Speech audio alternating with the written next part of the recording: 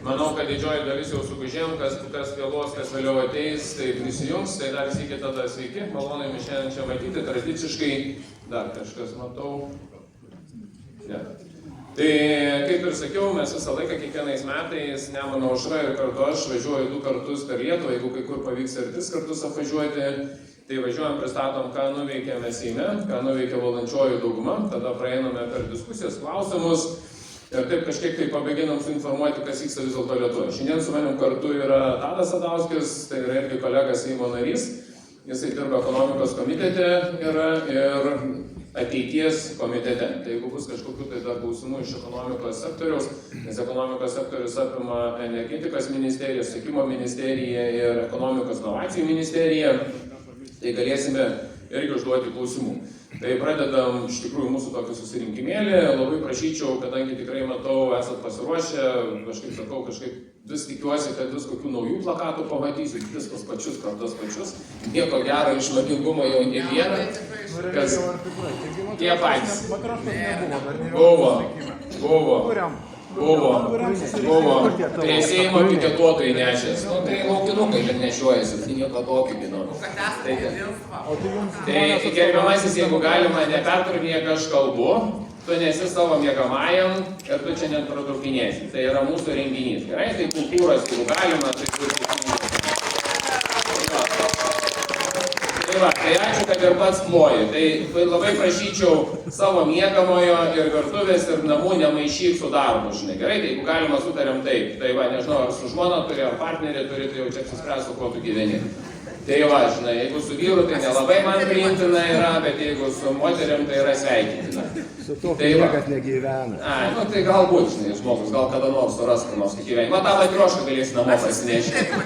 Tai va, tai gerai, žiūrėkite, yra niuansas yra taip. Tai ką nuveikė šita valdančioji dauguma, arba ką nuveikė prieš tai buvusi, kaip žinote, 24 metais įvykė Seimo rinkimai ir susiformavo valdančioji dauguma. Tai buvo socialdemokratai, Nemuno aušra ir Vardan Lietuva. Tai yra, kitaip sakant, Saulius Skvernelis, jeigu taip juokaujame, tai tik duoda užklausimą. Tai šita valdančioji dauguma dirbo iki praeitų metų rugsėjo mėnesio, po rugsėjo mėnesio susiformavo nauja valdančioji dauguma, kurią sudaro Nemuno aušra, socialdemokratai ir valstiečiai žalieji. Tai pamėginsiu apimti abidvias koalicijas, ką iš esmės jos tikrai padarė gero, manau ir blogo yra to gero gal padaryta, bet kartais sprendimus reikia priimti tokius, kad tu žiūrėtume, kokią valstybę iš to gauna naudą.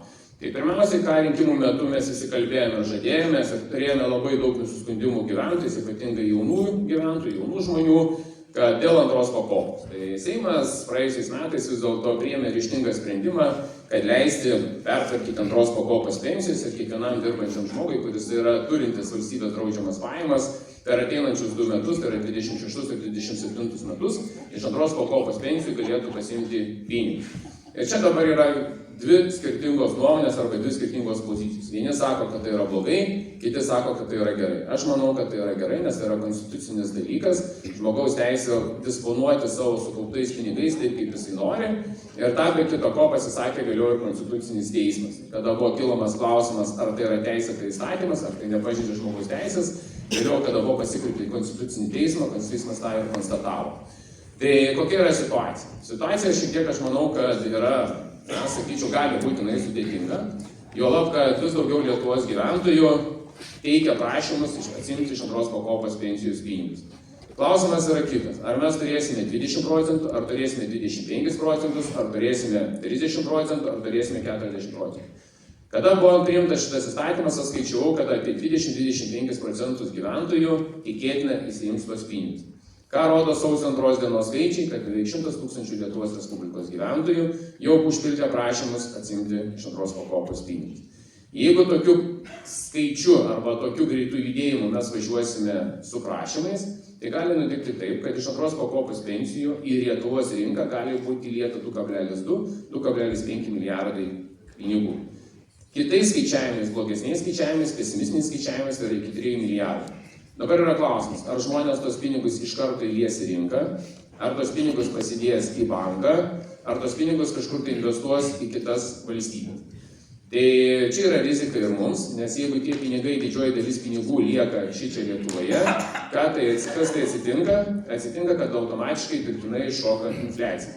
Jeigu tai yra infliaciniai dalykai, valstybės biudžetas gaus mokestinė prasme daugiau pinigų. Bet 2007 metais, antram, trečiam ketvirtį, valstybė savotiškai susidurs su finansiniais, tokiais, sakyčiau, netgi nestabilumais. Dėl ko? Todėl, kad 27 metais, kada tvirtinsime mes biudžetą, mes automatiškai turėsime numatyti biudžeto ir ekonomikos augimą.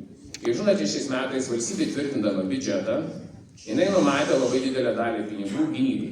Ir kada tu numatai didžiąją dalį gynybai, automatiškai tu turi skolintis. Kada tu skolinasi, tau kyla skolos aptarnavimo mokestis. Ir tai yra susieta realiai su tais pačiais pinigais. Bet antra pakopų pensija iš tikrųjų lems taip, kaip žinote, kad dalis pinigų yra dasideda pati savivaldybė. Tai vėlgi, kaip ir sakau, priklausys, kiek jų pasimti.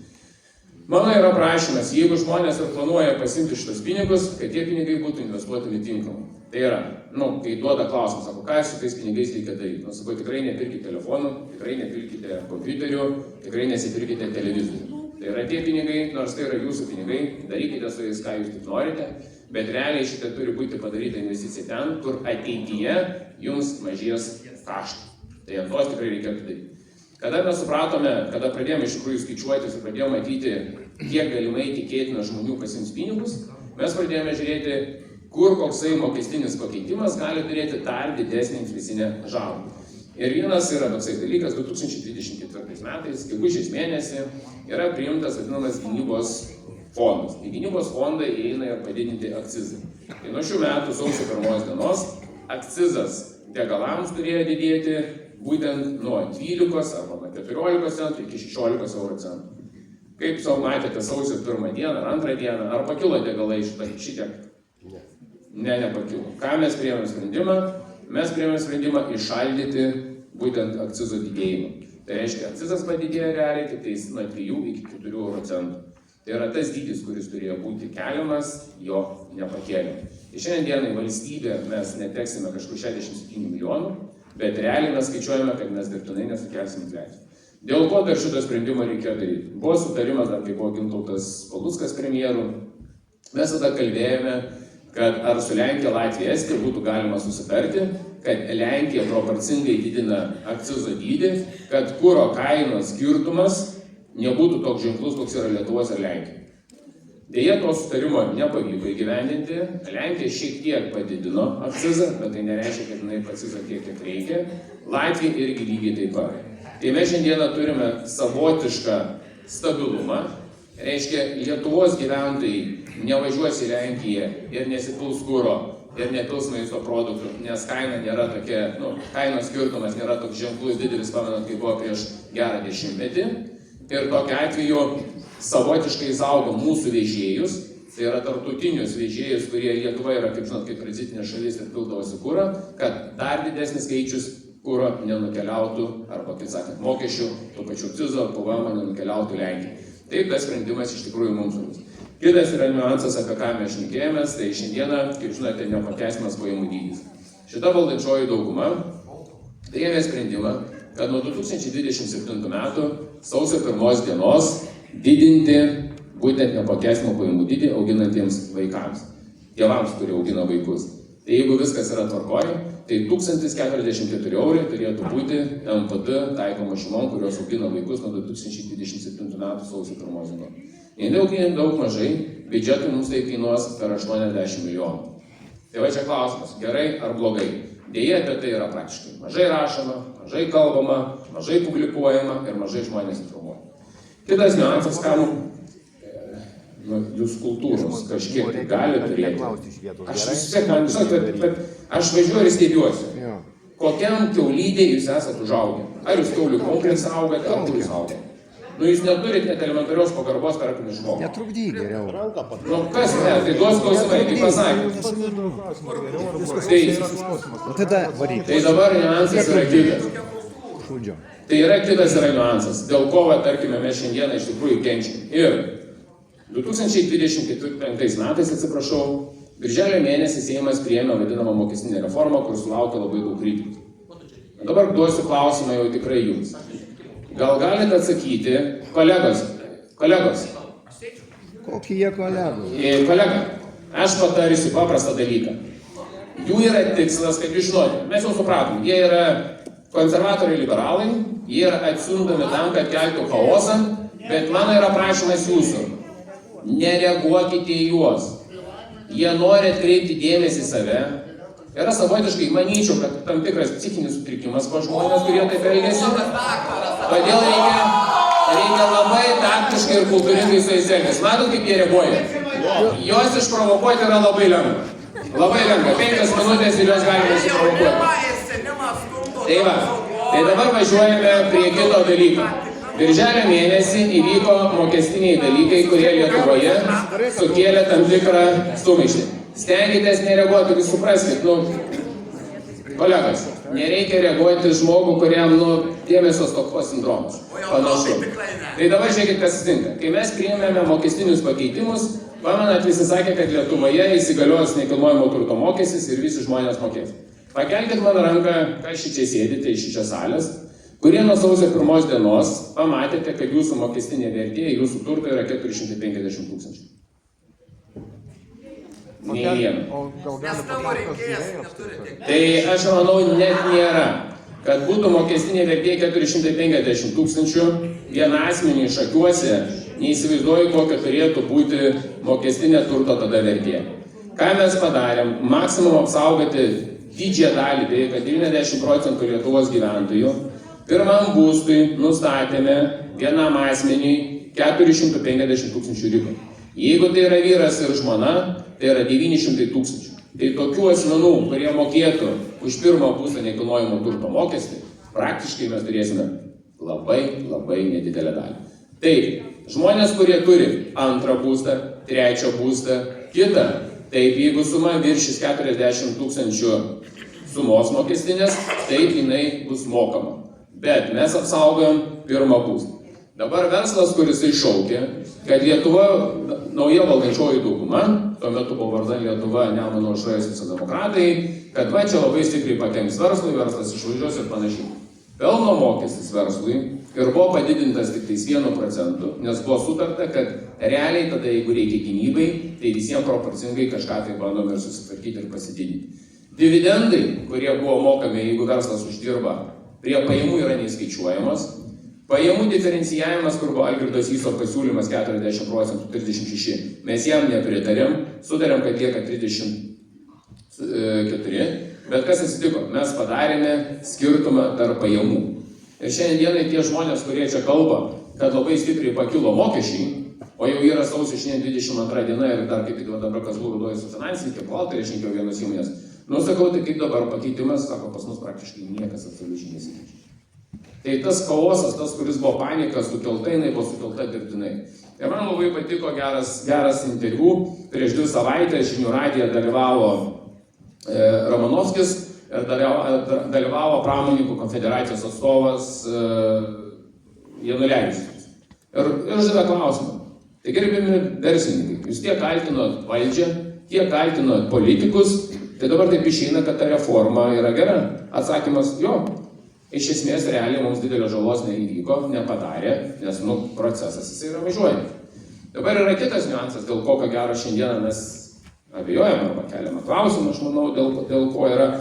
Tai yra dėl gynybos biudžeto. Kokia Lietuvoje politinė jėga labiausiai myli valstybę ir jai rūpi labai saugumas? Kokie politikai sako, kad mes esame už valstybės saugumą? Kokie sako galvoja? Konservatoriai, teisingai. Kokia politinė jėga antra sako, kad jie labai myli Lietuvą ir jai saugumas reikalingas? Liberalų sąjūdžiai. Šiais metais, pirmą kartą Lietuvos istorijoje, buvo priimtas sprendimas gynybai didinti 5,38%. Kaip jūs manote, kiek konservatorių balsavo už gynybos biudžetą? Kaip manot, kiek? Už biudžetą ar už gynybos biudžetą atskirai balsavo? Ar bendrai bus biudžeto? Biudžetas yra balsuojamas bendras. Be bendro biudžeto nebus gynybos. Jeigu jūs suprastumėt, paskaitykite biudžeto sandoros įstatymą. Tai kaip jūs manot, kiek konservatorių balsavo už biudžetą, kuriame numatyta gynybai skirti 5,38%? Norit sužinoti? Tai ar už biudžetą, ar atskirai jūs kalbate apie tik gynybos biudžetą? Nes, manau, prieštaravo grinai biudžetui apskritai, kurio dalis inkorporė yra. Tai va, gerbėmieji mano. Čia politinė jėga, kurie aiškina, kad jiems rūpi labai saugumas ir jie yra už saugumą, konservatorių partijos, kaip matote, ir liberalų sąjūdžio nei vieno balso nėra. Tai jie imituoja labai mylintis valstybę, bet kada tvirtinama už biudžetą, kuriame yra numatyta gynybai skirti 5,38%, nei konservatorius, nei liberalas nebalsuoja. Čia yra dar įdomesnis dalykas, kai jie sako, kad jie myli valstybę, bet kai reikia tinkamų metų balsuoti už biudžetą, kuriame yra integruotas gynybos biudžetas, jo nėra. Kaip pirmos minutės sakiau tą pavyzdį. Kitas yra dalykas, tai jeigu jie sako, kad jie myli valstybę ir jiems reikalingas saugumas, o kaip žinote, biudžete yra numatyti pinigai skolintis pinigų, kad tu galėtumai patenkinti gynybos biudžetą, natūraliai tu turi balsuoti tada už visą biudžetą, nes skolinimasis pajamų gavimas yra automatiškai bendrame biudžete. Reikia nemaišyti, sveikatos draudimo biudžetas yra atskiras, socialinio valdymas arba sodros biudžetas yra atskiras. Tai reiškia, tos dvi politinės jėgos, kurios čia seka pasakas nuo ryto iki vakaro, kad jie labai myli valstybę, jie nebalsavo. Kaip manote tada, kas balsavo už biudžetą, kuriame yra gynybai skirti 5,38%? Tai balsavo jie patys Nemuno aušra, valstiečiai žalieji ir socialdemokratai. Tai taip išeina tie, kurie labiausiai yra kritikuojami, tie labiausiai, kurie yra juodinami, tie reiškia labiausiai myli valstybę. Ar kaip čia dabar suprasti? Dėl gynybos norėtų. Ar jūs galėjote balsuoti už savo biudžetą? Aš? Tai vat norėjau to paties. Gynybos biudžetas ir nacionalinis biudžetas yra visų reikalas. Ir aš galėjau irgi nebalsuoti, jeigu aš būčiau negalvojęs apie valstybę. Ar jūsų vadovavimas koalicijos vyriausybė? Prašau, klausimą. Tą biudžetą paremė?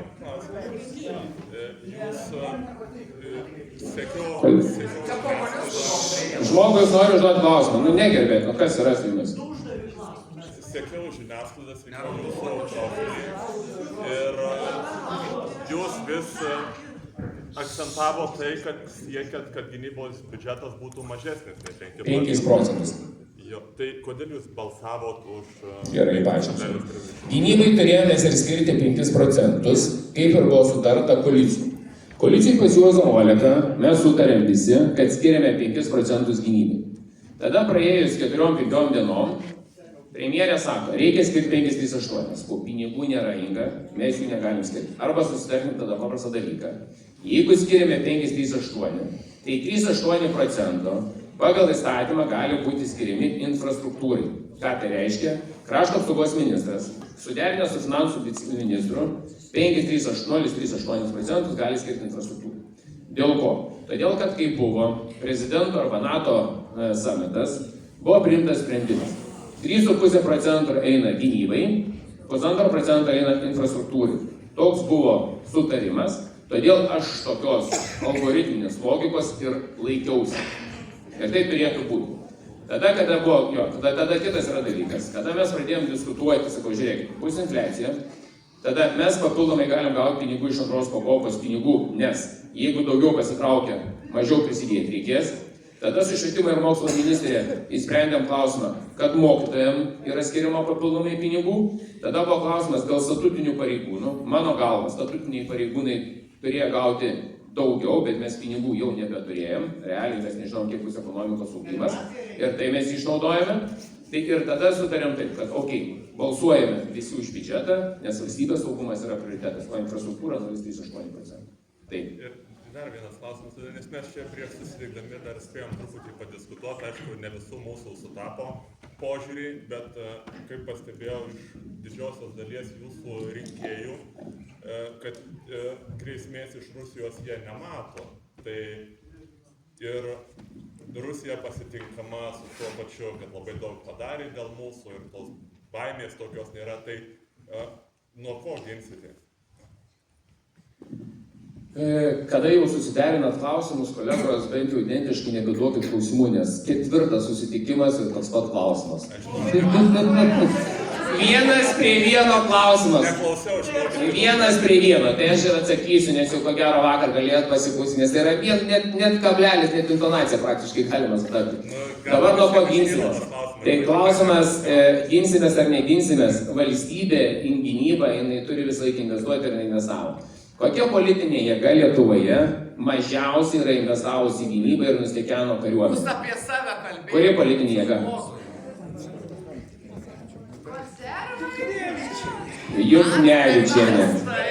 Aš priminsiu jums, kadangi matau politikoje esate ne taip senai esate įtrauktas į tą verpetą, tai 2008 metais, 12 metais, prie Andriaus Kubiliaus būnant premjeru, Ingridai Šimonytei būnant finansų ministrei ir Rasai Juknevičienei būnant krašto apsaugos ministrei, gynybai buvo skirta, jeigu aš neklystu, tik 0,8% bendro vidaus produkto.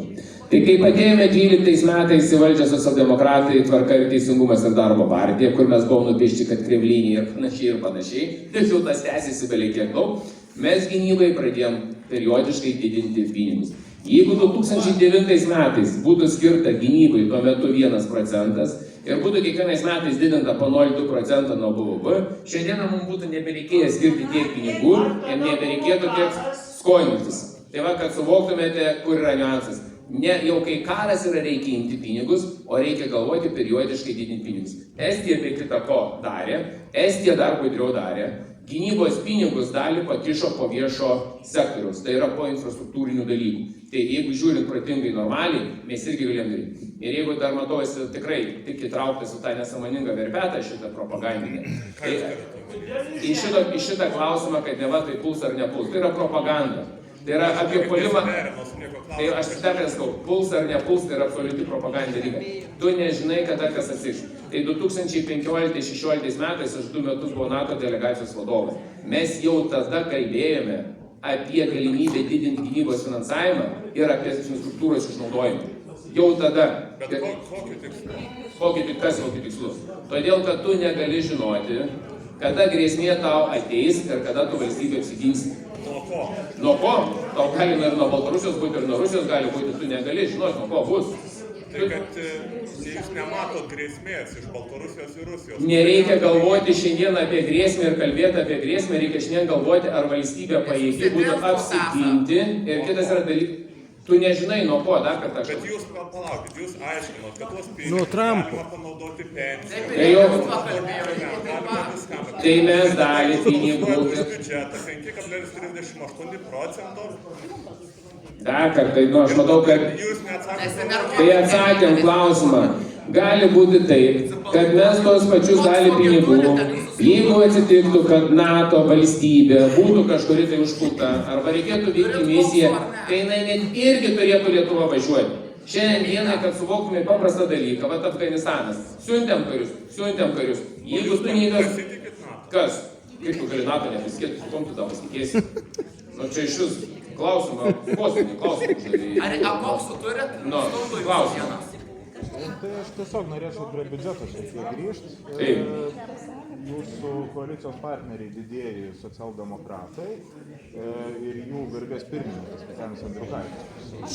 Kolegos. Paskutiniu metu irgi yra išsakęs tam tikros kritikos visai valdančiai koalicijai ir jums ir savo partijai. Ir nežinau, man taip įdomiai pasirodė tas jo pasakymas.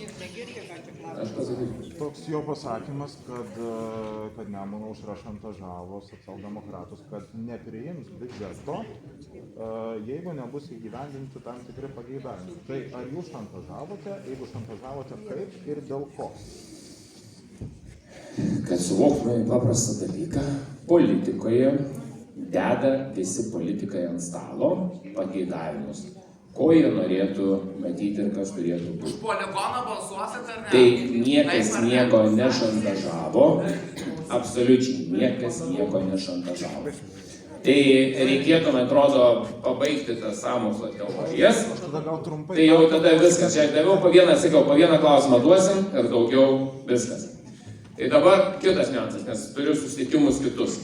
Tai atvažiuos kiti politikai, galėsit kitiem užduoti tos pačius klausimus. Ypatingai užduok konservatorių partijai, kurie jie taip nekenčia valstybės ir jiem nerūpi saugumas. Tai čia būtų idealiausias variantas. Ne, aš galėsiu jiem užduoti. Ypatingai apie Kasčiūnas dantis galės papasakoti, kiek jau dantis kainavo.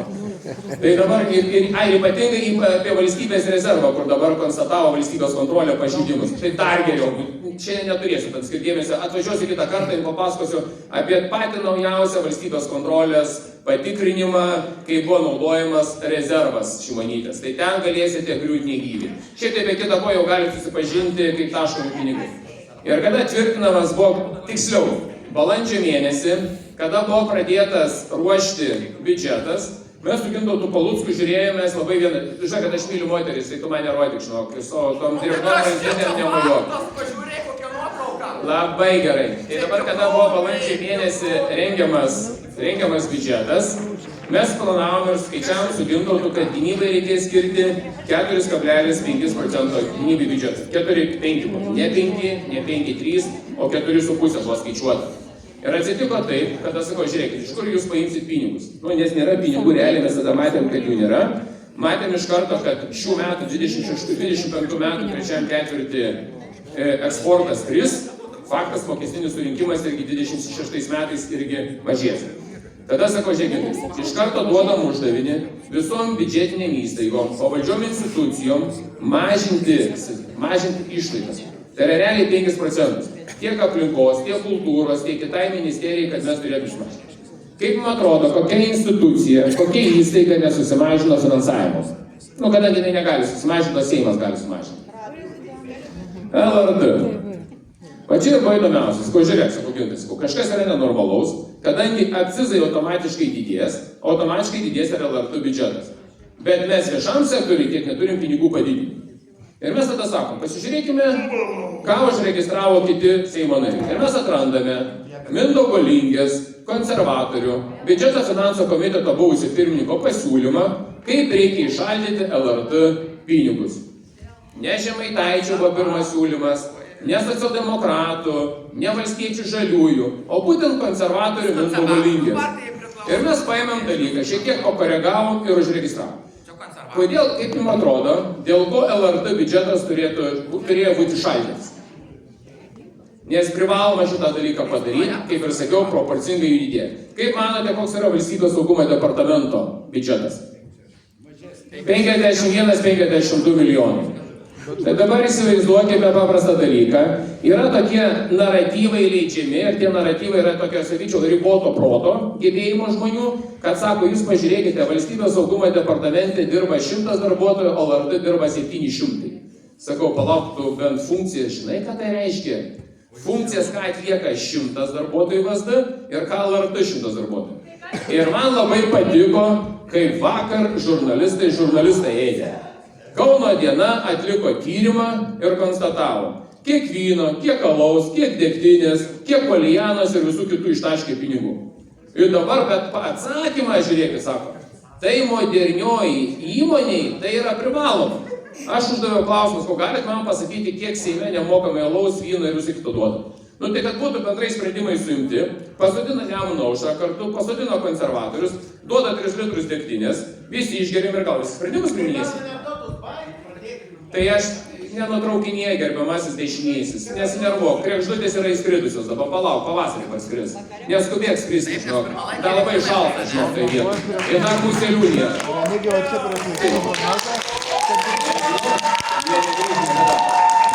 Dar 4 metus, jeigu taip pavarys, 4 metus jų nebus. Galiu garantuoti. Tai dabar žiūrėkite, kas atsitiko. Tai kada mes sakom Gintai, kadangi pinigai galimai LRT netinkamai panaudoti, galimai, padarom savo auditą. Tada sako, tu išpratėjai, sako, taigi čia užmuš mumis visus. O sakau, ką tu bijai, sakau? Tai kas gali tada valstybei kitas padaryti auditą, jeigu ne mes? Pabandom ir padarom. Ir Seime prasidėjo skandalas, kaip čia išdrįso Nemuno Aušra, šantažuodami, kai ką sakė, duris suspausdami, pareikalauti, kad būtų LRT auditas. O čia O LRT atliko auditą, ne vyriausybė, tai Seimas inicijuoja, pasidomėti teisės Bet teisėkūros. ar nebuvo čia rinkiminė jūsų... Rinkimų metu mes visi sakėme, kaip žinai, kiekvienas politikas, eidamas į rinkimus, žada, ką darys. Tai mes buvom susirašęs, ką mes darysim. Bet atlikome auditą. Kas buvo LRT audito valstybės kontrolė konstatavo? Konstatavo daug, kad 38% priimtų į darbą darbuotojų 2021-2024 metais galimai buvo priimti nesilaikant teisės aktų. Tai ne aš pasakiau, tai pasakė valstybės kontrolė ir tai konstatavo specialiųjų tyrimų tarnyba. Dabar atsitinka kitas niuansas. Pradedam žiūrėti viešuosius pirkimus. Visuose viešuosiuose pirkimuose, kur buvo tirta, rasta smulkesni, nedidesni pažeidimai. Dabar atvažiuoju į Kauno rajoną irgi ateina toks dešinysis pašalusiais sparnais. Jisai man aiškina, kad sako, tai LRT visą laiką auditai buvo atliekami. Sakau, kokie? Sako, vidiniai. O sakau, išorinis kada? Sako, tarp vidinių ir išorinių jokio skirtumo nėra. Sakau, ką išmatėjai, sakau. Sakau, to su galva viskas gerai yra, sakau. Kad tu suvoktumai, išorinis tam reikalingas nepriklausomas, kad patikrintumai, kaip viskas vyks. Jis toliau su manim ginčiasi iki negalumo. Tada aš padedu jam palyginimą. Sakau, žiūrėk, savivaldybės tarybos nariai. Savivaldybės tarybos nariai, iki priimant teisinį naują reguliavimą atlyginimų, kokia buvo situacija? Į kiekvieną mėnesį gaudavo kanceliarinių išlaidų. 10, 50, 100, 300, 500 eurų, ne? 10 metų pinigus galėjo imti. Praeina metai, tarybos narys paima pinigų iš šiukšlinės, padeda buhalterijai ir priduoda, ne? Savivaldybės buhalterė privalo patikrinti, ar pinigai buvo tinkamai panaudoti. Sutikrinti dokumentus ir panašiai. Savivaldybės buhalterė, priėmus dokumentus, išmokėjusiems pinigus, konstatuoja, kad viskas yra gerai. Kitais metais yra savivaldybė nepriklausomas kontrolierius, kur negali nei meras, nei taryba, nieks neįtakoti, kaip sako, ne? Savivaldybės kontrolierius turi irgi patikrinti, kaip tinkamai panaudoti pinigai. 10 metų atrodo viskas buvo gerai. Vienas visuomenininkas iškelia klausimą, ar tikrai tie čekučiai geri. Prokuratūra konstatuoja, kad pasirodo dalis politikų, savivaldybės tarybos narių, vogė pinigus. Tai ir nevogė. Dabar jūs man atsakykit dalyką. Tai vidinis auditas savivaldybės rodė, kad viskas tvarkoj, o prokuratūra išorinis pasako, kad vogė. Ir čia nepatikėsi. Radviliški. Sėdi vienas toks jaunuolis ir drasko man akis. Nu, panašiai va kaip šitie. Drasko. Aš nuotrauką pasitikrinu, kas jisai yra. O pasirodo jisai ne kažkas kitas, o vagis. Konservatorius Gabrielius, kur būdamas Radviliškio tarybos nariu, pavogė 9600 eurų čekučių ir jis juos grąžino. Jisai sako, aš pripažinau klaidą ir juos grąžinau. Tai klausykit dabar gerbėmieji, aš prieinu pra jumis, susirenku jūsų piniginės, parvažiuoju į Vilnių, o Jezu, hebra, nepykit, aš apsivogiau, grąžinu jums tos pinigus. Tai va čia yra klausimas tarp vidinio ir išorinio audito. Išorinis auditas yra privalomai gyvybiškai svarbus, nes tokiu atveju valstybė įgyja teisę pasitikrinti, ar teisinis reguliavimas, ar teisėkūros įstatymai ir pačios taisyklės yra laikomas. Ir tada prasidėjo kitas niuansas, dėl ko sukilo. Ateikit čia, ponas, arčiau bus patogiau jums. Matau, kad ten truputį. Nu. Pirmą sykį matau tokį žmogų melagį, kuris nesustodamas gali meluoti, žiūrėdamas žmonėm į akis, bet tu išsigalvoji, skaičiais tik tai svarai, o iš kur tie skaičiai? Iš subinės? Iš dangaus, ponas. Ramiai atsisėskit, kad širdis nesistokė.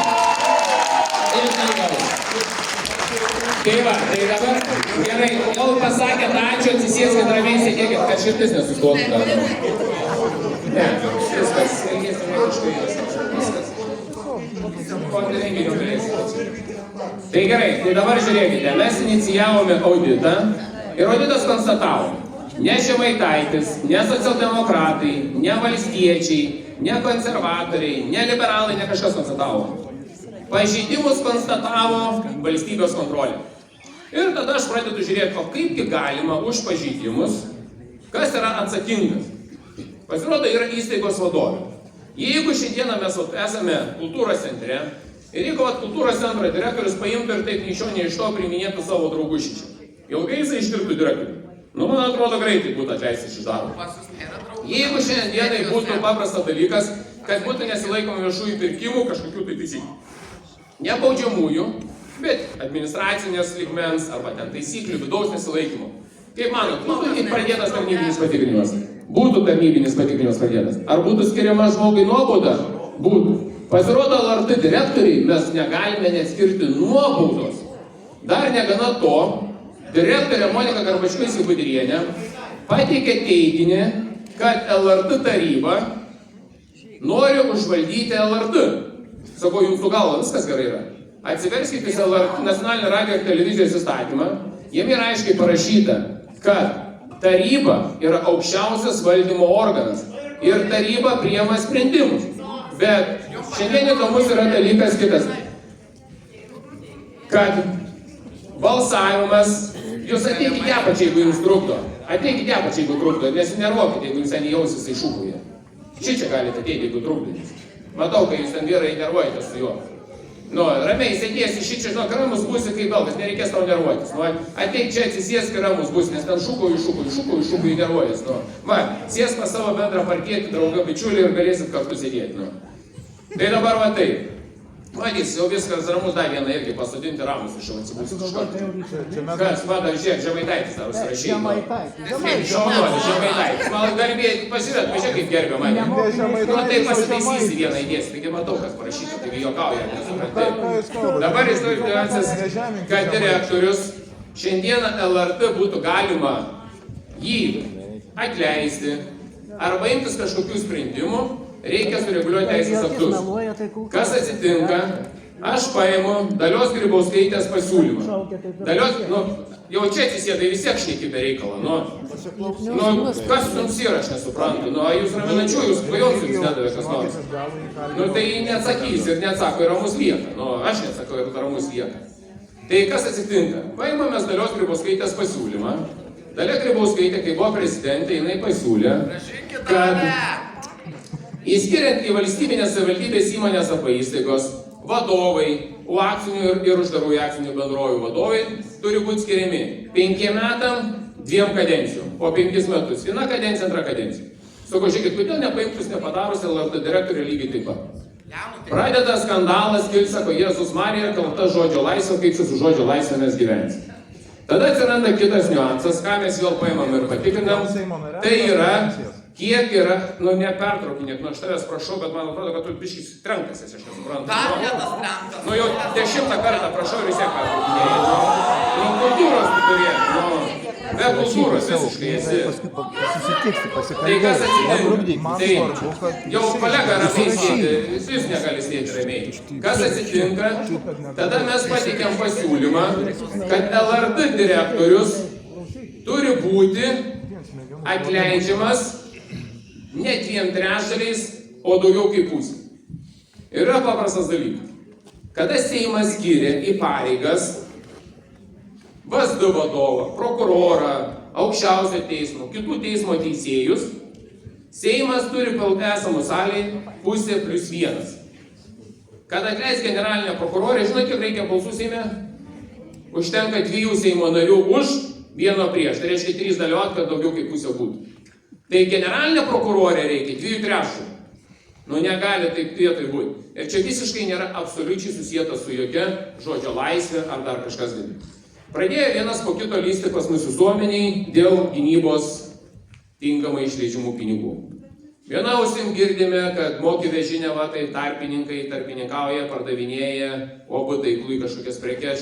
Tada sužinom, kad įmonė, kuri turi buhalterį, net neturi įrangos technikos, laimi kariuomeniai finansavimą. Tada išaiškėjo, kad Segdos kažkokia kita dukterinė įmonė neva laimėjo minas, kurios yra daug brangesnės. Ir tada laimėjo, bet nepasirašė sutarties. Tai būkim teisingi. Tai dabar žiūrėkime. Skandalas, tai pasirašė. O Jėzau. Sunkus. Tai neleidžiai pabaigti sakinį. Kai išlindo informacija, sutartis ir buvo nutraukta. Pasirašant sutartį turėjo išlysti. O jinai neišlindo. Tai dėl to ir dabar atliksime Krašto apsaugos ministerijai auditą. Nu, čia žinau. Kada paskutinį kartą buvo kariuomenė atliktas auditas?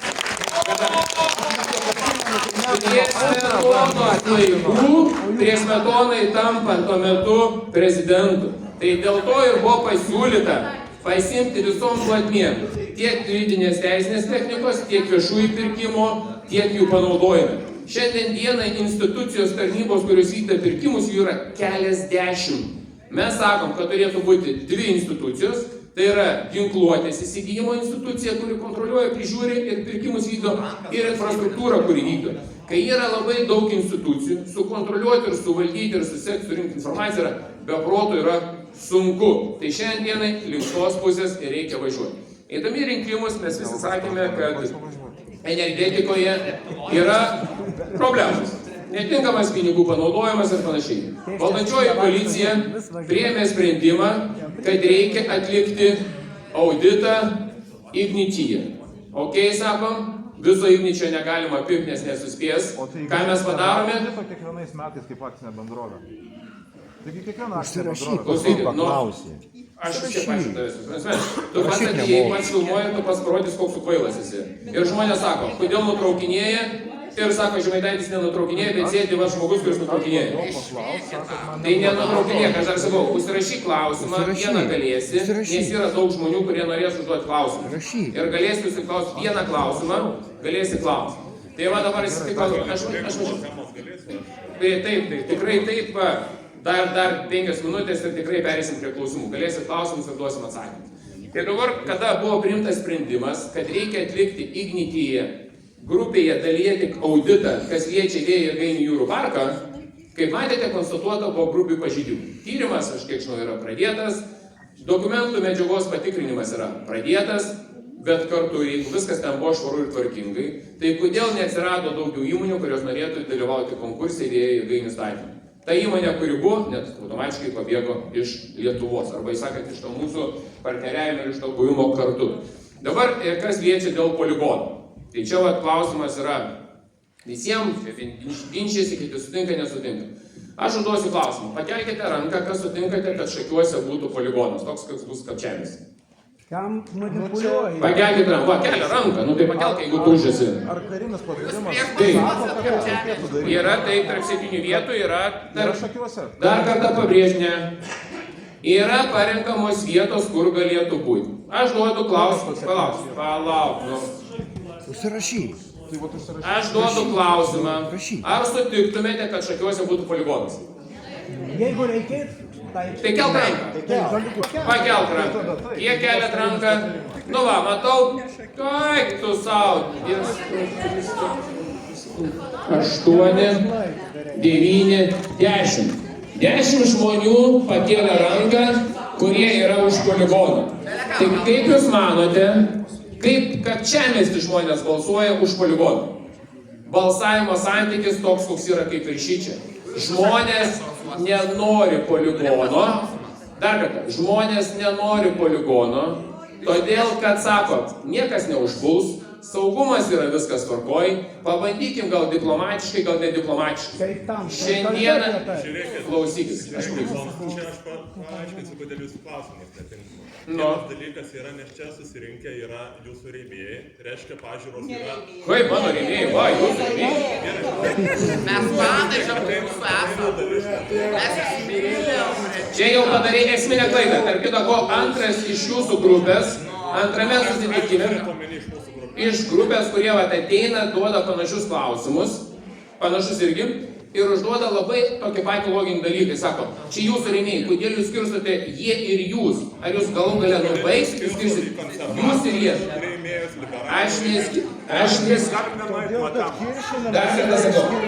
Aš neskirstau į jūs ir jie, aš sakau, kad yra visi. O kas skirsto? Aš sakau, jeigu ateina žmonės palaikantys, ar ne?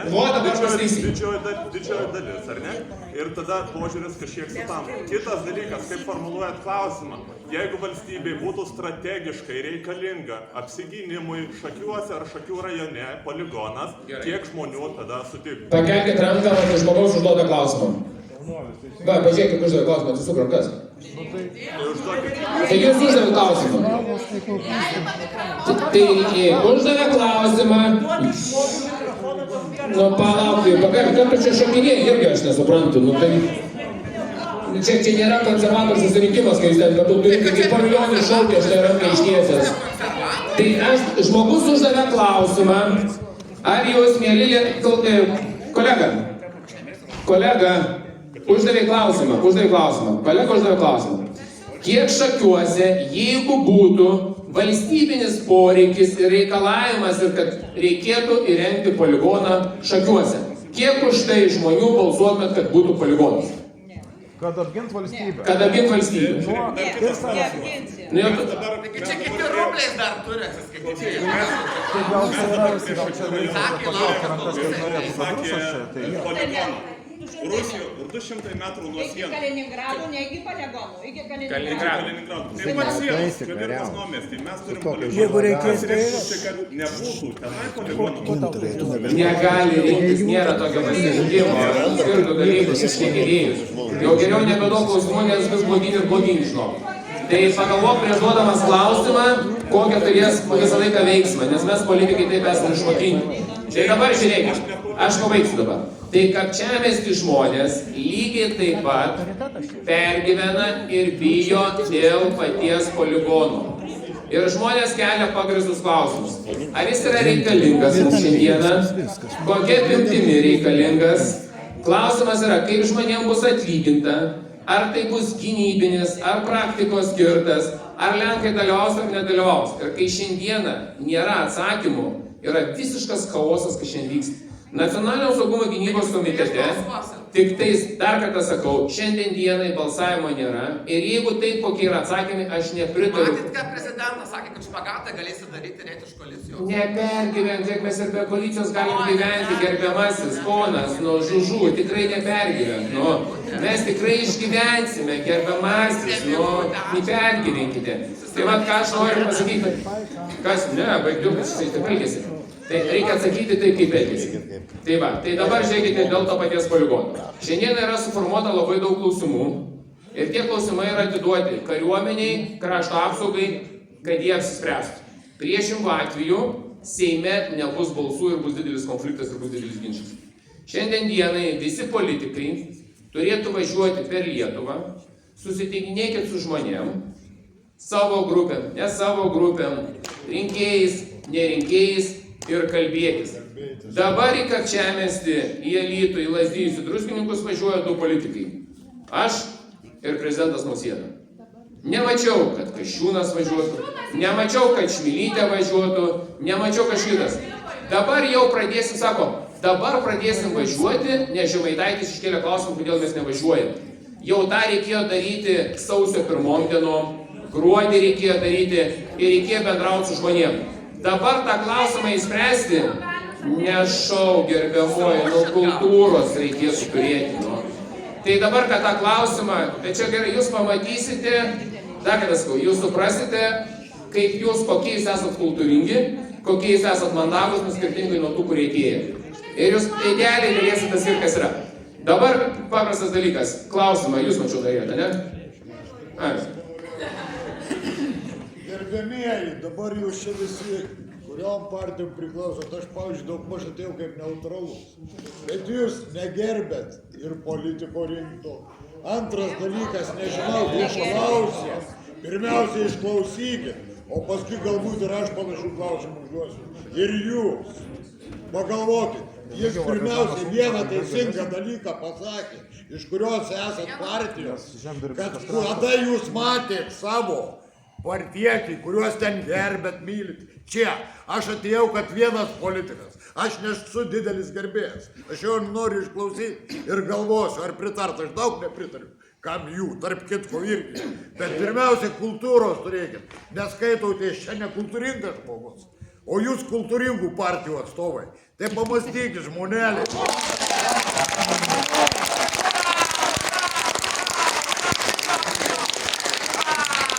Tai dabar ką ponas šiek tiek paminėte, sakė rinktas ar nerinktas, jeigu aš neklystu, Nemuno aušra Šakiuose buvo antra ar trečia pagal daugiausiai balsų gavusi. Tikrai ne antra ir ne trečia, Tai aš pažiūrėsiu. Ne antra ir ne trečia.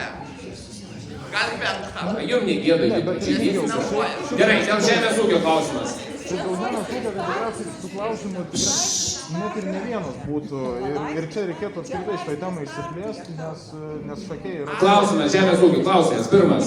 Pirmas klausimas būtų Mercosur susitarimas. Taip. Tai mūsų ūkininkai tikrai labai prieštarauja ir visos Europos ūkininkai prieštarauja šitam susitarimui. Ir aš noriu suprasti, ką jūs darote vardan ūkininkų gerovės Mercosur susitarimo kontekste, bet tai būtų labai gerai be užuolankų. Tada yra kitas klausimas, aš dar užduosiu. Po vieną.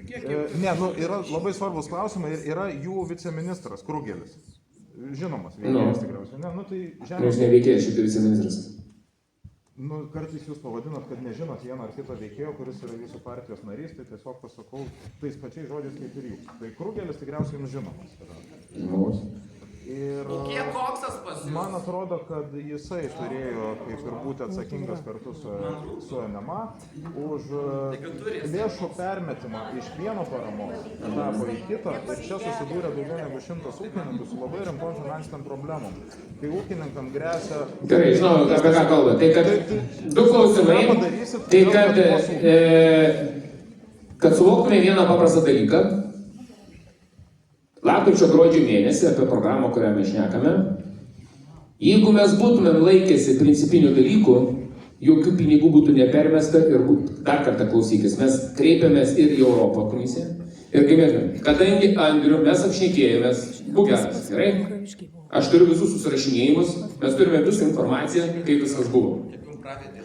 Kada jau matėm žmonių, ūkininkų pateikė paraiškų daugiau, negu kad yra pinigų, tada supratom, kad gali būti problema. Ir ką mes pradėjom daryti? Tada mes... Sėskit, bus padakiau. Aš labai sekundę, aš noriu. Taip. Tiesiog ranką paspausti. Ačiū. Ačiū. Galbūt dabar proga paspausti. Ačiū didelis jums. Tai niuansas kas?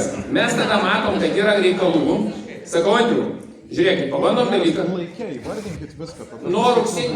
Grubiai rugsėjo mėnesį, net rugsėjo spalį, ko gero, viskas prasidėjo. Spalio mėnesį. Aš tada norėsiu pareplikuoti. Jo, tai spalio mėnesį, jeigu aš gerai prisimenu, man atrodo, aš iš Mažeikių važiuodamas, ūkininkai iškėlė šitą problemą.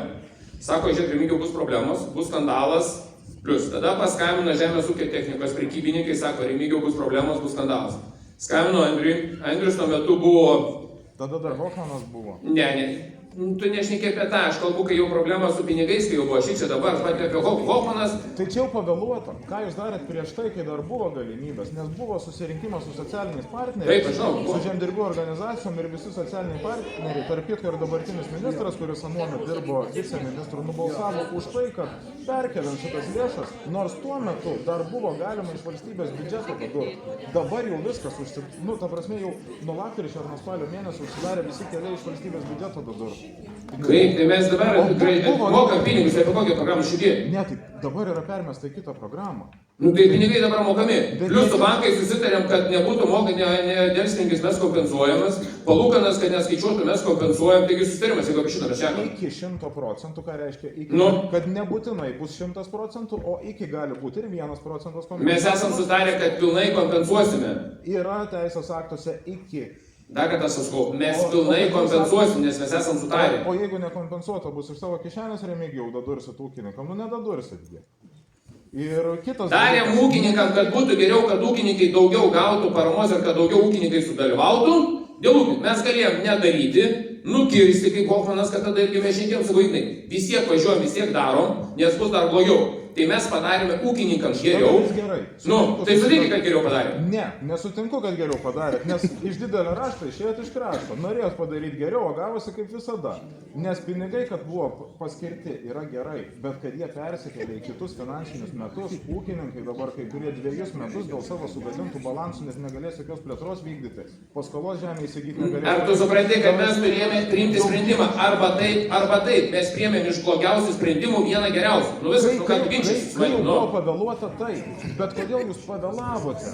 Todėl, kad reikėjo spręsti, nes buvo visai kitas sutarimas, aš to dar kartą aiškinu. Ir po to staigiai, tuo metu Andrius Palionis Liuksemburgė buvo neformaliam žemės ūkio ministro posėdėje, kada sprendė klausimą dėl Baltijos jūros žvejybos kvotų nepanaikinimo, buvo 11 valandų, kokias 30-45 minutės, aš to telefono išrašus galiu ištraukti. Andrius, operatyviai staigiai tvarkom, parskrendi, einam pasingą, tarėmės perkelti pinigus, ūkininkam ir bankininkam visiems surašom, kad mes kompensuojam delspinigius ir palūkanas, kurios bus. Ir tada, jeigu pavyksta gruodį, jeigu ne, sausį. Ir tas yra ir padaryta. Čia yra gaisro Viskas. Gesina, tu tik gesini gaisrą, kaip yra, tai ar ne aš taisyklės rengiau. Jau nebuvo ką daryti. Ar tu girdė, ar ne aš taisyklės rengiau, ar tu supranti, kaip? Kas rengia? Taisyklės prieš tai parengtos yra. Prieš tai taisyklės parengtos yra. Taisyklės yra keičiamos, Hoffmanas sugeba pakeisti taisyklės, pavyzdžiui, kad yra pratęsime. Gerai, dabar dėl Mercosur. Dėl Mercosur mes jau atėjom į pavėlavusių traukinį. Yra labiausiai nepatenkinti vengrai, lenkai, prancūzai. Jiem labiausiai šiandieną kentiesi. Taip. Neikstukoju, matau, kad čia pamuštas jisai. Ačiū didelis, kad atėjot, iki mamos sėkmės iki. Tai dėl Mercosur, kaip ir tu žinai, kad visos ES valstybės narės už tai balsuoja ir balsuoja parlamentarai, ne? Sutinki, pritarė, nepritarė. Kumis, tai mūsų Lietuvai Mercosur sutartis, jinai neturės, įtakos arba blogo. Šiuo metu aš apie ūkininkus. Tai klausimas, kurioje vietoje duokit man faktą, kad šita sutartis mūsų ūkininkam turėtų tiesioginę žalą didelę. Net yra numatyta, aš dabar tiksliai pažodžiui paskaičiui nepasakysiu, galėčiau patikrinti, net yra numatyta, nežinau kaip ten jinai skamba, kad jeigu iš lotynų šalių Amerikos, iš lotynų valstybių produkcija atvyksta į Europą ir Europai dėl to krenta kainos, yra stabdomas importas į Europą. Tai jeigu norėčiau, aš dar paprašysiu Andrius papildomai, kad jums atrašytų. Ten yra saugiklių tam tikrų. Tai pasakyk viešai tiesiai, kad kas yra sudėrėta. Tada jūs sutinkate, kad Mercosur yra geras dalykas. Jinai niekam nėra gera. Jinai niekam nėra gera, ar tu supranti? Jinai niekam nėra gera. Man svarbu jūsų nuomonė ir jūsų... Jinai nėra gera, bet Mercosuris kartu atidaro galimybės mums su rinkom išeiti pas jų. Jie pas mumis. Mūsų rinka yra tik 500 milijonų. Kiek jų yra rinka? 2 milijardai beveik. Mercosur. Tai jeigu tu sudėsi su visa Latino Amerika, su visos, skaičiuokis, ir kiek dereksportacija daro. O mes turim 500 milijonų. Tai yra klausimas, ar mes turim galimybę išeiti, ar negalim išeiti. Žodžiu, Pietų Amerikai 2 milijardai žmonių. Aš ne apie ką šneku, kiek tu galėsi dar... Pietų Amerikoje yra apie milijardą kažkas iš žmonių. Tai Mercosur reikėtų patikrinti tiksliai, bet aš kalbu, kiek dar galės... Kalbėkim tik tai skaičiais. Jeigu šitaip, tada taip, tada teisingai, apie milijardą tada išnekim. Tada apie milijardą tada išnekim, tada nebešnekėkim, kiek bus reeksportacijos. Tada tvarkoj milijardas. Tai va klausimas yra, aš irgi nepritariu, ir vengrai nepritarė, ir lenkai nepritarė, irgi taip pat. Bet sutarimas yra Europai. Pasirašė sutartį. Ar tu galvoji, kad viena Lietuva gali nepasirašyti? Tada duodu klausimą, ar Lietuvai reikia būti Europos Sąjungoje ar ne? Būtinai. Tai va, Europos Sąjunga ir priėmė šitą sprendimą. Tavo ponas atsakė, NATO būti reikia ar nereikia. Sakau, reikia NATO būti. Tai lygiai tu supras, kai šičia. Tai nereiškia, kad mūsų Lietuva apgins vienintelė kažką. Kito aš labiau baisiu. Mes kaip lietuviai turim ginti savo... Tai mes savo poziciją ir gynė maksimum. Ir noriu paklausti būtent apie jūsų veiksmus. Ką jūs darote? Ką daro žemės ūkio ministras? Aš jau atsakiau, jeigu netinka atsakymas, aš nežinau, ką atsakyti. Buvo gal 5-6 buvo dėrybinės grupės, išsakė mūsų poziciją. Ūkininkų taryba prieš akį su Jonu Vilioniu buvo susitikimai, gal 3 atskirai irgi apie tai kalbėjom. Jų pasiūlymai yra pateikti, dar kartą sakau, ir dėl sankcijų, ir dėl draudimų, ir tų saugiklių. Mūsų yra ir jų yra atsižvelgta. Tai aš nežinau, ką dar reikia. Kitų klausimų sukam, nes, matyt, nesakysiu, kiek reikia, vis tiek pačiam netiks atsakymas. Taip. Dėl regionų politikas. Aš trumpai dar papildysiu tokius dalykus.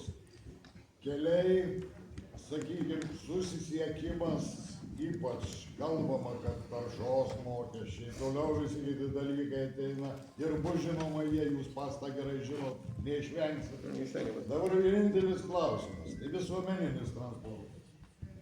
kas dirba, sakykime, kaimo vietovėse, arba tarpmiestinis susisiekimas, nesako kaimas prasigėręs. Ne, neprasigėręs, tikrai ne. Taip, išmirė tie, kas buvo prasigėrę. Praktiškai, jeigu buvo 20 gerės, liko 3.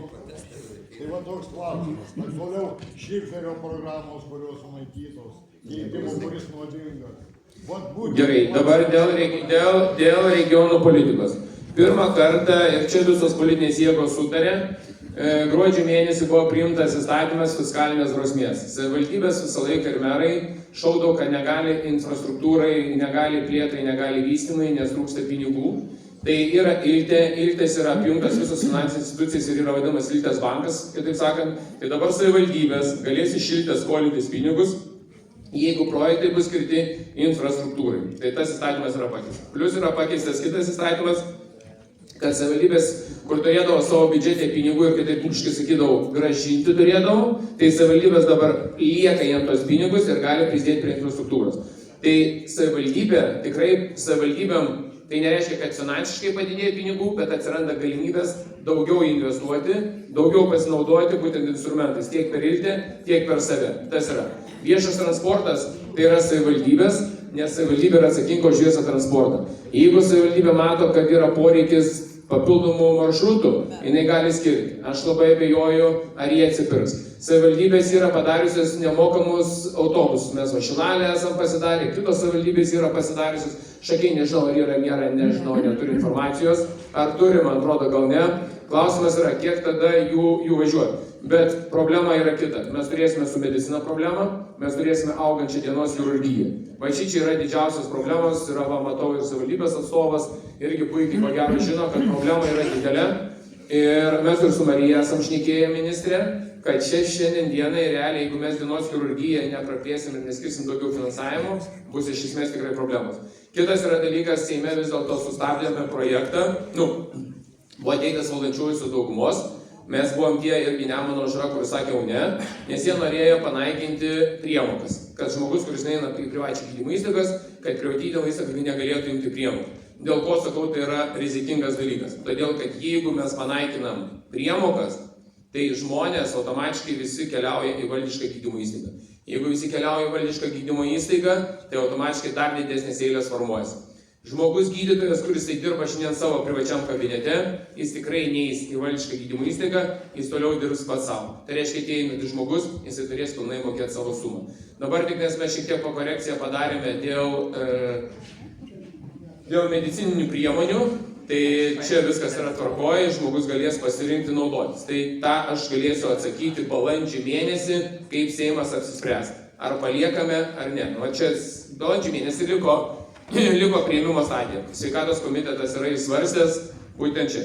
Neleisiu meluoti administraciją, kas buvo virš kvotinės paslaugos gruodžio mėnesį, pilnai yra atsiskaitytas. Nežinau, bent jau Šakių gydymo įstaiga nebuvo tarp tų, arba bent jau aš nemačiau, kad trūktų pinigų ir sakytų, kad yra paslaugos atliktos, bet yra neapmokėta. Nežinau, arba aš neturiu, buvo 10 gydymo įstaigų, viena iš tokių buvo Kretingos gydymo įstaigo, kur iš tikrųjų buvo daug daugiau padarius procesų, daug daugiau suteikus gydymo paslaugų, negu kad turėjo. Bet mes irgi su jo mažiau daugiau apsisprendėme. Sveikatos rezervas yra paliktas 840 milijonų, 16,5%. Manau, kad jis yra per didelis. Su premjerė diskutuojame, ar nereikėtų jį mažinti iki 600 milijonų ir Liepos mėnesį atidaryti dar daugiau skiriant gydymo paslaugų. Yra problema kardiochirurgija, onkologiniai ligoniai. Tai va, patekti pas šitus specialistus yra didžiausia problematika. Jeigu turi pinigų, į Kauną, į Marijampolę galite nuvažiuoti, mokama paslauga aukiai tvarkoja. Biudžetinė paslauga yra daug problemų. Tarp kito ko, Kazlų Rūdoj, irgi apie Marijampolę šiandien be proto daug skundėsi apie gydymo įstaigas. Netikėjau, kad irgi užsirašiau praktiškai 7 klausimus, kas liečia Marijampolės gydymo įstaigą. Man pačiam buvo nuostaba, kad pas šeimos gydytoją papulti nuo 2 iki mėnesių užtenka. Reikia laukti. Tai kažkas yra nenormalaus. Tai man įdomu, kaip šakiuosi. Tai realiai kaip? Maksimum, nes yra terminas, sakau, tikrai savaitė, yra realiai nuo 3 dienų iki 10 dienų, nebent ten sutik, jeigu kažkas tai yra, sakykite, žiūrėsime, kas yra per problemą, nes, sakau, toks yra Toks yra mūsų bent jau sutarimas. Kitas yra dalykas, dar ką noriu pasakyti, kad mes pritarėme už valstybės draudžiamus asmenis PSD apmokėti padidinti procentą, nes, kaip žinote, kariai, senjorai, įkalinimo įstaigos sėdintys asmenys ir kiti, jiem mes valstybė už juos mokam sveikatos draudimą. Tai šiandien dienai šiek tiek kilstelėjom šitą įmoką, nes faktas, kad, ką aš taip patikėkit manim, kai suveda metų gale sumas, tai biudžetė silpna pasidaro. Tai va toks yra. Taip, ponas jūs. Sakykite, ar jau žino, kiek LRT vadovų gauna priedų prie atlyginimų? Atlyginimas jos yra, man atrodo, arti 8 gal 9 tūkstančių turėtų kažkas būti. Gal ir mažiau. Nežinau, bet... Šiandien popieriaus? Nežinau, nes skelbinas yra ar būt ar ne, nežinau. Ne, tai aš ir sakau, tai žmogus klausė, gal žinote kiek yra, tai aš ir sakau, maždaug turėtų būti 8-9 tūkstančiai. Tai, ar girdi, ką sakau? Sakau, manytina, kad yra, tu supranti. Manytina, kad nežinau, manytina yra apie 8-9 tūkstančiai turėtų būti. Ne, jei gal buvo skirtas priedas už 25 metus, jinai padarė labai gudriai, savo priedo nepasiskyrė, bet visiems darbuotojams priedus priskyrė, kai tuo momentu kitos institucijos priedus skirti negalėjo. Tai įves, pažiūrėk, kad tarp kito, ko turėtų būti LRT direktorius viešas atlyginimas.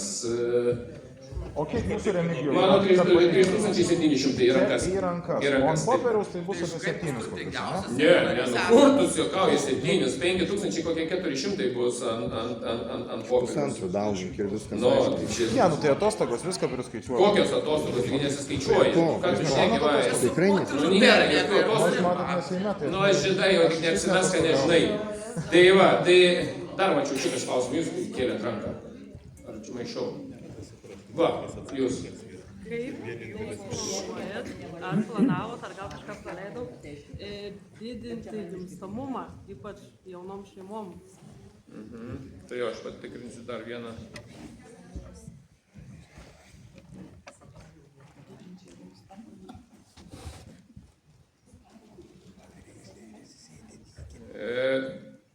Yra ta pati programa, kur ir buvo seniau. Pirmo būsto įsigijimui, pinigų trūkumas yra neadekvatus pagal koks jis yra poreikis ir kiek žmonių nori, neįmanoma.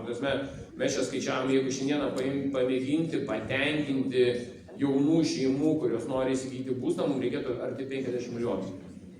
Nėra, tikrai mes neturim, ta programa vėlgi bus, skirsim ir kartu dar ponai šiek tiek nušoksiu nuo temos dėl šiferio. Po kol kas nėra, atsinaujinančiai energetika yra išnaudota ir dar planuojame atsinaujinančiai energetikai skirti. Aš grįšiu, kol ant minties kabo dėl ūkininkų, su Ignite esam sutarę, kad jeigu būtų viskas tvarkoje 39 MW atsinaujinančiai energetikai paimti, ūkininkam tada leistumėm statyti atsinaujinančius energetinius šaltinius. Dar kartą išgirstu, kas yra su tavim, aš nesuprantu. Jaunas mano metų žmogus, bet kultūros nežinau, kai tikrai kokie kūriniai bus gimęs. Tai bandau aš to paaiškinti, mes norim paprastą dalyką, jeigu yra pralaidumas ir yra vietos, leisti ūkininkams, su Igničiu šnekam ir su ESO, kad leistų juos pasijungti be papildomo to vadinamo mokesčio. Skatinimas yra koksai. Ne į rinką, kad jūs parduotumėt, o savo poreikiams. Jeigu tu turi mėsos cechą, tu augini kiaules, tau leidžiama pasistatyti elektros. Jeigu tu turi grūdus, stataisi grūdų džiovyklą, tau yra šitas dalykas. Tam, kad mažinti kaštus. Dabar į ponės klausimą, toliau pabaigėt atsakymas. Aš tikrai noriu pareplikuoti, nes dabar galima statyti kokią nori dydžio elektrinę, kur nori, kol nejungia į tinklą. Visiškai nėra jokių ribojimų. Ar girdi, ką aš sakau tau? Mes norim padaryti paraminį dalyką, kad šiandien dienai ūkininkai, kurie šaukės, kad jie negali eiti į tinklą, sakom, kiek yra laisvų linijų, kiek yra laisvo pralaidumo, mums kad būtų. Tai jeigu tau nėra problemos, tau nėra. Visai vakarų Lietuvai yra, tau nėra. Čia ne problema, čia tiesiog nesusijusius dalykus bandot suprasti. Kaip nes, jeigu tavo eilėje nėra, jeigu tavo laide nėra galimybės vietos, tai tu ir negausi. Bet jeigu yra, jeigu šiandien yra Palangoje, Plungėje, Kretingoje, Skuode, yra galimybė, Bet eso juos nepaėmė, nes kažkam yra rezervavę, mes sakom, ne, duokit mums, nes mes norim duoti ūkininkui, tas, kuris augins vištą, tas, kuris išaugins kalakutą, tas, kuris išaugins daržovės ir parduos. Ar girdi? Supratai? Kokia prasme jungti į tinklą, jeigu jisai savo reikmėm naudos tą elektrą? Tai ar tu supranti, kad jeigu kalakutus tu augini, tai nereiškia, kad tu vasarą pjauni kalakutus, augina reiškia visus metus. Tai tu atiduodi į tinklą, tu juos augai ir atėjus spaliui, lapkričiui, gruodžio mėnesį juos gali paimti. Jau ta pati prekyba gaunasi. Nu galų galia kol eina. Tai dabar dėl gimstamumo. Čia yra beviltiškas dalykas ir esmė, kai sako, kaip padidinti gimstamumą. Šiandien man labai geras vienas mano bičiulis veterinarijos gydytojas sako, žinai, va irgi diskutuojam, šnekam, sako, kaip Remigiau padaryti. Žinai, kokias man sako, tokia joko forma. Sako, Remigiau, atimkit tėvams, tiksliau, žmonėms, kurie neturi vaikų, šunus ir katukus. Kol neturi vaiko ir neturi šito, nei šus, nei katės įsigyti. Tai tokia joko forma, dėl ko, todėl, kad sako, pirmą įsigyja šunį katiną, o po to galvoja apie vaikus. Tai problema yra kita, kad musulmoniškos šalis, dėl ko aš esu prieš migracijas ir migracijas esu, kad jinai stabdytų, esu tas šalininkas, kad šiandien į Lietuvą iš trečiųjų šalių atvykusiems asmenims, tai yra iš Rusijos, Baltarusijos, Ukrainos, Kazakstano, Tadžikistano, drausti atsivežti sutuoktinės ir šeimos narius, nes kas atsitiks, kai jie šičia suvažiuos, o jų yra 230 000 dabar, skaičius gali amplitudiškai augti, kas atsitinka, pasikeisia kalba, kultūra, tradicijos ir mūsų gyvenimo įpročiai. Bet svarbiausiai, ką pakeičia migrantai? Pakeičia rinkėją ir valdžią. Kas atsitiko dabar Londono, pažiūrėkit meras, kas buvo Anglijos premjeras, ką tai reiškia? Tai nereiškia, kad aš jų prieš juos esu, bet tai reiškia, kad antra, trečia karta jinai apsisuka. Ir ką tai reiškia, ir jie pradeda gimdyti. Be kita ko, aš dabar nežinau, ar Belgijoje ir Prancūzijoje netaip ir senai skaičiau publikaciją, kad populiariausias vaiko vardas yra Mohamedas. Tik vad nežinau, kurioje vietoje. Senai, sakau, skaičiau, bijau sumeluoti. Tai dabar, kai sako, tą gimstamumą, kaip jūs vaikų turite? Tarkim, dabar yra tokia situacija. Du dirbantis tėvai negali gauti vietos darželį vien dėl to, kad yra iš, kaip dabar išreiškus, šeimos, katrom yra teikiamos paslaugos ir jie privalo vesti vaiką į darželį, nors abudu tėvai nedirba. Socialiai remtiniai.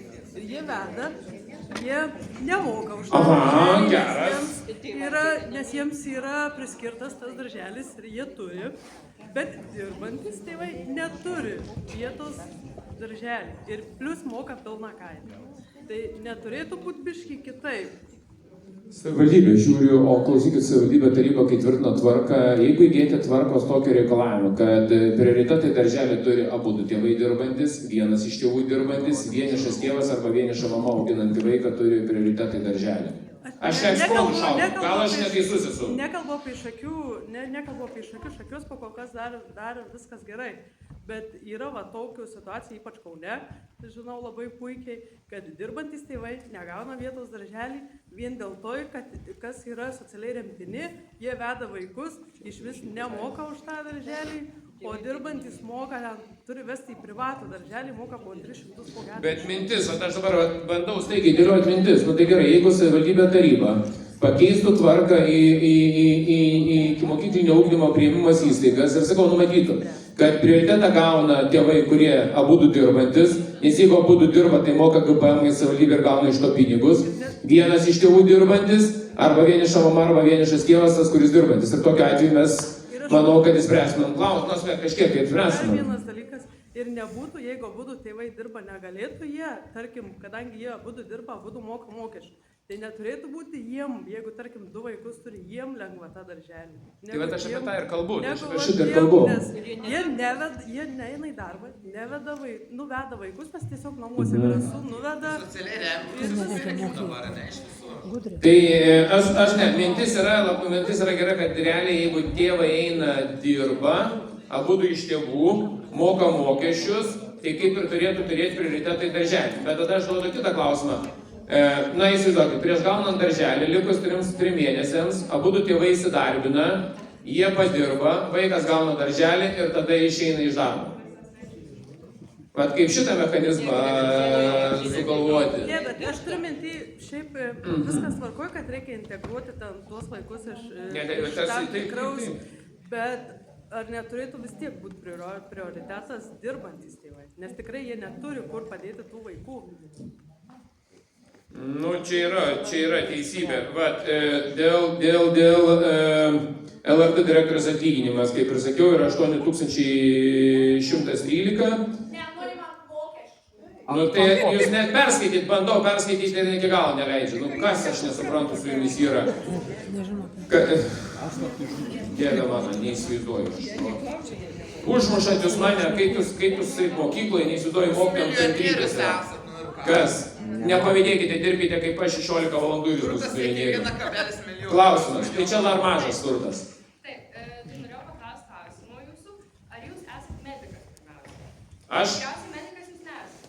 Tai kodėl jūs tada bandote diagnozuoti mūsų piliečius, kurie ateina pas jūs pakalbėti? Jūs juos vadinat? Ne tą. Jūs juos vadinat? Nevadinam. Nevadinau šiandien. Kur? Neišsigalvokit.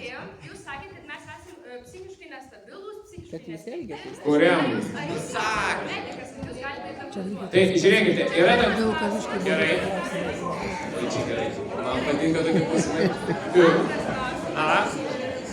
Taip, vaikučiai, klausau jūsų. Vaikučiai, sakykit, vaikučiai. Vaikučiai užaugs Remigijų. Suprantat pats puikiai. Nesuprantat, Jūs juos vadinat tu, kai žmogus yra už žymiai vyresnis. Jūs sakot, tu manęs čia klausi, tu taip ir taip ir taip. Tai koks jūs norit autoritetas žmonėm tada, jeigu jūs esate, tarkim, gerbiamas politikas, jūs juos visus tu.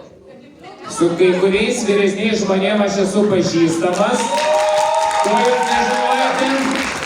Su kai kuriais vyresniais žmonėmis aš neuždėm plakato, nes negali išgirsti vaikutis, ką aš bandau atsakyti. Tai, kad sunoktumėte, atsistokite, nes jums uždengia veidą, jūsų draugas. Tai su kai kuriais žmonėmis aš bendrauju telefonu. Kai kurie žmonės sako, aš ateisiu susitikimą ir aš juos tikrai pažįstu asmeniškai daug geriau negu jūs ir dėl to galiu sakyti tu. Tai čia va du skirtingi dalykai. Tai kai jau 5 kartus pertraukinėje, jau žinokit atsibostat. Tai da yra kitas dalykas. Dabar sakote dėl konstatavimo. Yra, žinokite, tokia, kaip čia sakė, Google'as visažinis.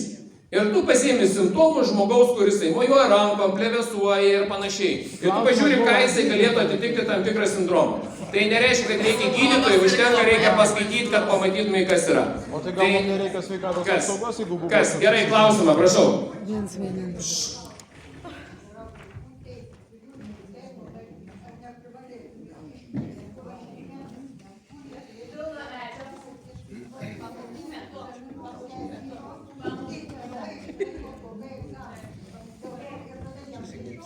Keli čia jie šneka.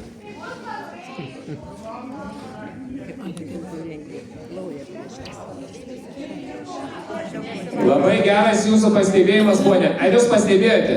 Jūs bandote kaip mama draugiškai patarti, pasakyti, paklausti. Šitie vaikučiai jums lipa ant galvos 5 kartus ir bando šokinėti. Jūs supraskite, tėvų kultūros ir auklėjimas. Jeigu jos vargšus parveda ir įmeta į kokį, žinai, uždarytą kambarį, va jums yra ir kultūra. Bet aš labai džiaugiuosi, kad aš varau per Lietuvą, susitikinėsiu bendrauju ir mes galim parodyti tą kitą Lietuvos dalį, kokios jo kultūros ir yra. Tai čia yra stulbinantis dalykai, ką parodė per tos 3 savaitės mano vykimo. Nė viena visuomenės dalis nebūtų supratus, kad mes Lietuvoje galim gyventi taip, kad jaunimas galėtų šitaip žeminti vyresnius amžiaus žmonės. Nei vieno, žinokit, nebūčiau aš net įsivaizdavęs. Nes man buvo net pačiam keista, kad taip yra. Prašau, ponas, klausimą. Labai gražiai kalbė apie tuos dalykus, bet taip. Kadangi pats sakai man to, tai ir aš drįstu pasakyti to. Jo labiau į sūnus 5.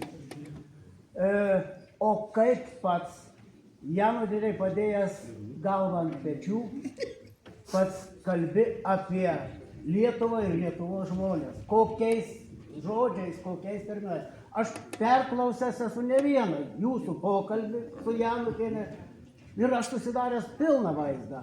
Dabar pats moralizuoji, ką jaunimas padaro. O pats ką darai? Dabar yra du dalykai.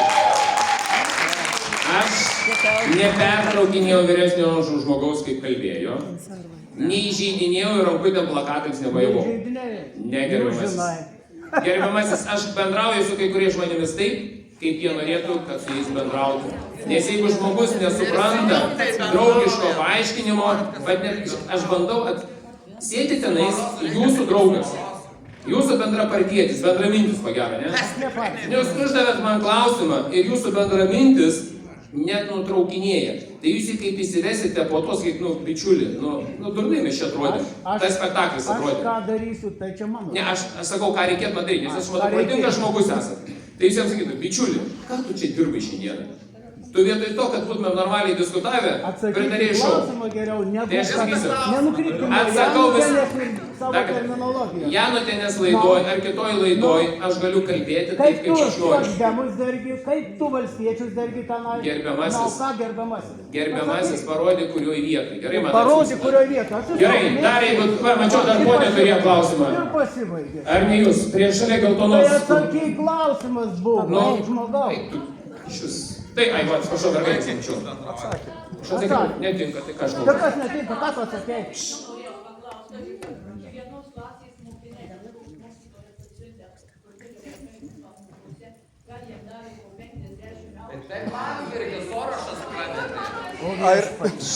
Taip.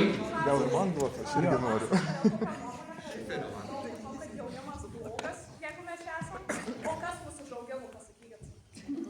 Tai jūs savo tėvų ir klausimą, aš nežinau. Kas sausio 13 po Tai, dabar duosiu klausimą. Mergaitė, kaip vardas jūsų? Aistė. Gal galite mane vardinti, kokie yra 3 pagrindiniai Lietuvos simboliai?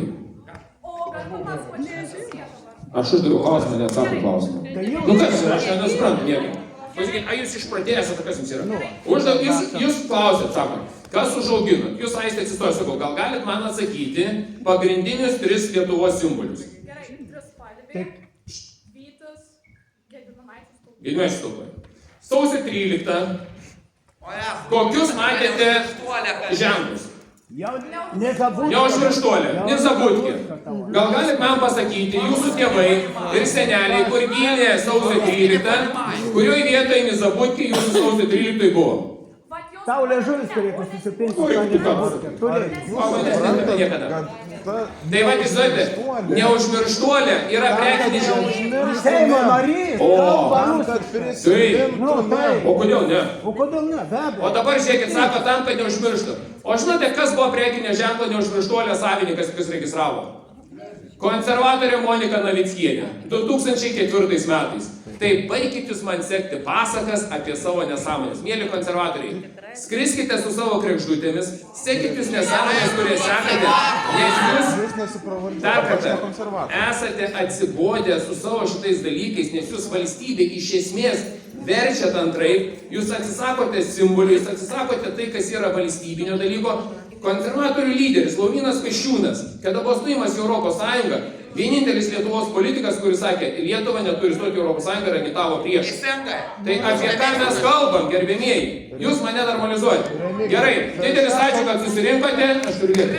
Didelis ačiū, kad susirinkote ir iki susimatymų.